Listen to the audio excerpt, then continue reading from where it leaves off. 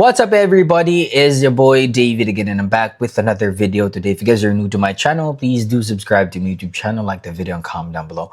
So for today's video, mag-react tayo sa Queendom noong February 2 nila na performance. So I know that they have two recent performances but let's start with this one kasi hindi ko pa to nakita and I don't want to skip this one.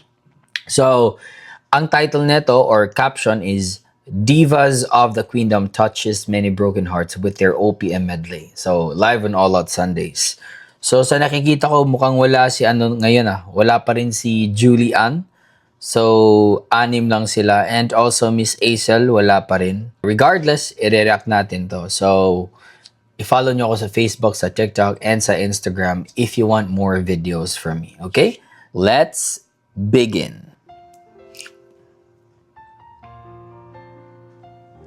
Ooh. Bakit ngayon ka lang? Classic song? Bakit ngayon ka lang? Bakit ngayon kung kailan na aking puso'y mayroon na laman? Ooh. Ikaw sa mga Naya. aking yakap-yakap. Nice. Ang iyong kamay lagi ang aking hawak. Nice alteration. Hindi ka niya at hindi ka niya. Nice. Bakit ngayon ka lang dumating sa buhay ko? Beautiful second voice. Sarado ko ang aking puso. Ikaw ba Ooh. ang sa akin? Nice, Thea. Ay, andyan si Julian, oh. Nais kong malaman, bakit ngayon ka lang dumating?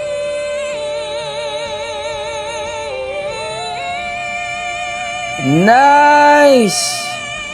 Wow, wow, wow. Nais kong malaman, bakit ngayon ka lang dumating? Woo! Bravo. That was so clean, no? Ang linis ng performance na yon. And ito sasabihin ko kay Naya, I think Naya is, gaining some confidence now. Kasi, 'di ba, sabi ko magkaiba yung contest sa talagang performance together with other divas na talagang medyo veterana na sa pagkanta, no? And Thea, man, grabe yung suporta niya, no? Walang overpowering na nangyari sa pagsuporta niya kay Naya. The transition from melody to harmony, ang galing niya. And the clarity of Thea's voice, talagang klarong-klaro, no? Isa talaga yan sa kanyang mga gifts, no, in terms of vocals kasi maraming magagaling pero the clarity ng boses or the tone hindi masyado, no? But Thea has that crystal clear na clarity, especially sa kanyang mga vowel tones, vowel sounds. Mga vibrato niya, the vibrato queen. So anyway, let's continue. Alam naming mali, Papa Dudut. Oh. Alam naming wrong timing. Pero dumating sa punto na hindi na napigilan ang feelings namin para sa isa't isa. Umamin siya sa akin na gusto niyang mapasa kanya ang puso ko. Nakalimot kami sa realidad. Lalo na busy rin lagi ang boyfriend ko noon. Dahil sa pagmamahal ni Tesoy, ay naging matapang ako. Nag-decide akong isugal ang lahat, papadudot at ibigay sa kanya ang kalahati ng puso kong gusto pa ring magmahal.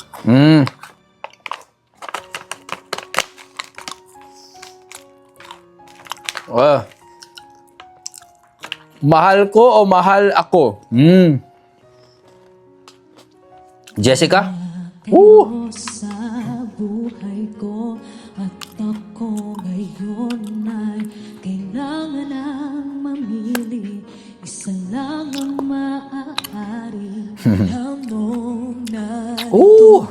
Marian, 2 powerhouses sa Biritan. Mahal kita ng labis, ngunit iba ang iyong nais. At siya'y narito, alay sa'ki wagas na pag-ibig. Nalilitong, litong, litong, litong. Beautiful harmony. Sino ang iibigin ko? Ikaw ba na pangako? So Jessica, nasa ano siya? Higher.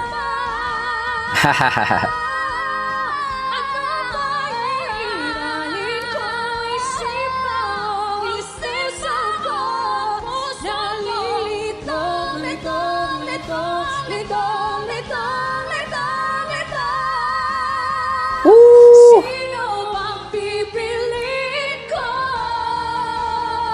Mahal ko, oh, mahal ako. Planning a trip? Uy. Don't let these deals Wait fly lang, by. wait lang. Woo!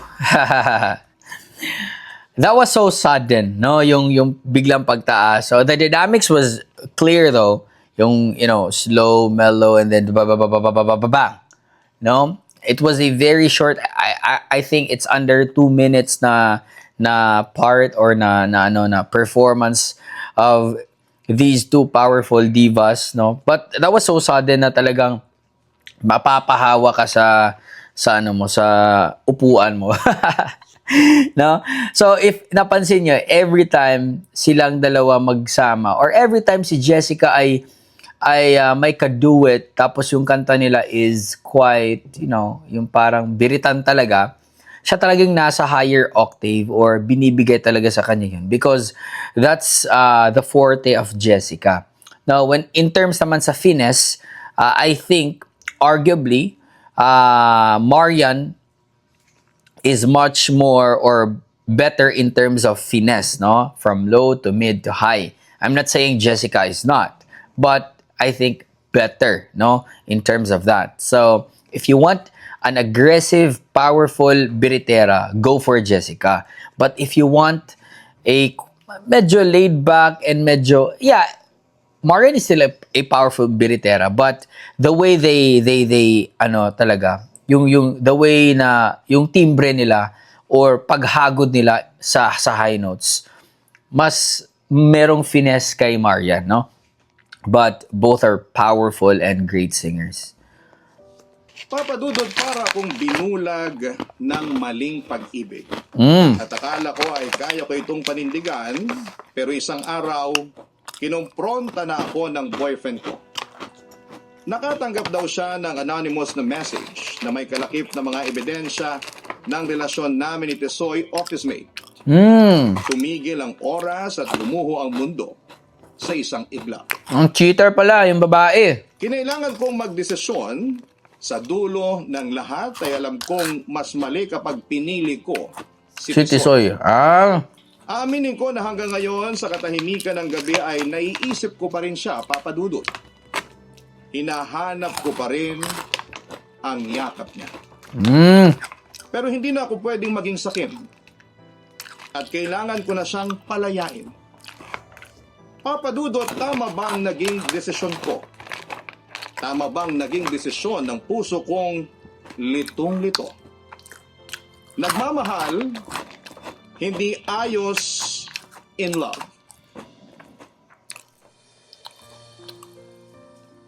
Ito, Rita na to.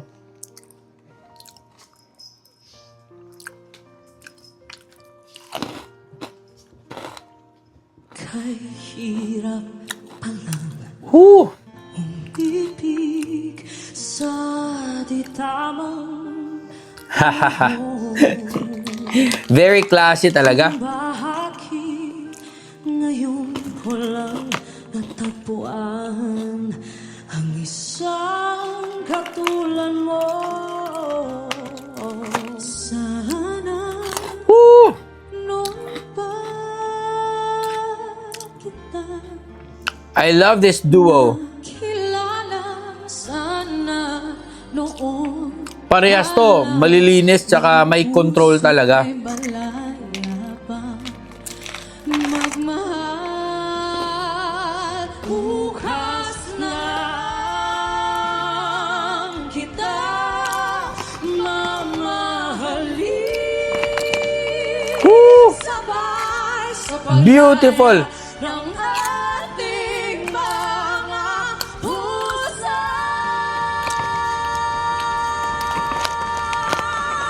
Nice! Sing!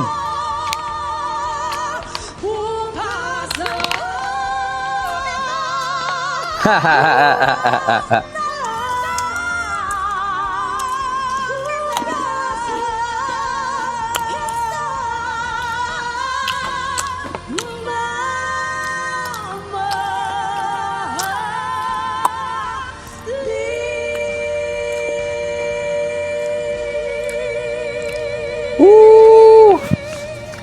Grabe! Diba?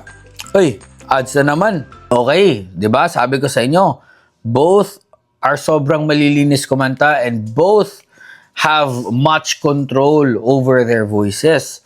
No? Ito yung mga klaseng singers na kapang nila yung boses nila. No? You know, when I compare myself to my younger self and now, ang nakikita ko talagang I think I have now as a performer or as a singer, I am much more familiar with how to use my voice when compared to when I was younger. So, you know, that's experience, that's practice, and that's self-awareness. So, kaya with the experience that Rita and Hannah has, na talagang di mo mako-question kung bakit ganyan na lang sila talaga kalinis at kadisiplinado kumanta, no? Amazing. Yan yung mga gusto kong singers, no? Powerful, if pwedeng mag-fancy, they can do fancy things, but most importantly, malinis talagang kumanta. Dear Hindi Ayos in Love, alam naman natin kung saan ka nagkamali. Hindi rin ito oras para magsisihan pa tayo dahil nangyari na ang mga nangyari. Pero ang masasabi ko lamang sa iyo ay bagong taon na. Kaya eto na rin ang tamang panahon para magpakatotoo ka sa iyong sarili.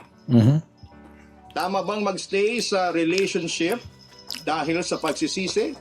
O pumili ng isang relasyon na nagsimula sa pagkakamali? Hindi ayos in love. Uy, ang ganda nung ang ganda nung question Tama bang magstay sa isang relasyon dahil sa pagsisisi? Or iwan ang isang relasyon at magsimula sa isang relasyon dahil na nagsimula sa pagkakamali? Uy, ganda ng tanong na yan para sa mga cheater. Mga cheater. Sagot niyan. Pero kapag pumili ka, ay siguraduhin mong buo ang loob mo para wala ng pusong masasaktan at kasama ka rin doon. Mga kaayos, ito po si Papa Dudut at ngayong malapit na ang Valentine's Day, magpakatotoo tayo sa ating mga sarili at sa ating mga puso at huwag mawalan ng pag-asa pagdating sa tunay na pagmamahalan. Hindi man ngayon dumating yan, malay mo, soon, bukas, meant to be na talaga. Oh. Bukas na lang kita. Bukas na lang.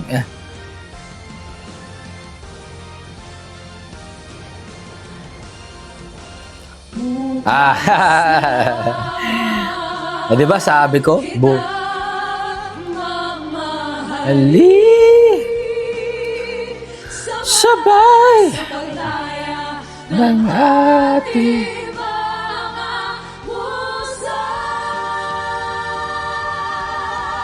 yung mukha ni Jessica parang wala na bang itataas to?